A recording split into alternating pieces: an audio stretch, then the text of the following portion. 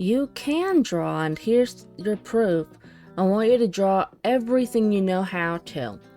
Do exactly like me. Don't go for perfection. Don't spend a long time on everything. The point is that if you can look at it and be able to tell what it was supposed to be, you're doing fine. This is the baseline you're starting from.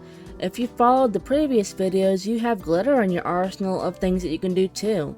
Don't let your brain be fucking stupid and tell you that you can't draw just because the lines are shaky and not confident. Your lumpy circle still looks like a circle to everyone. You're fine.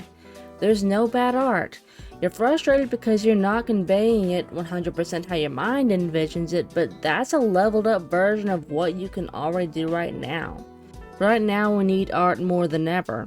Because if we have to keep certain things under wraps due to the situation and can't use our words in a conventional sense, we can speak through art. Art is also good for healing. Even if you don't share your medicine with anyone else, it's good for you.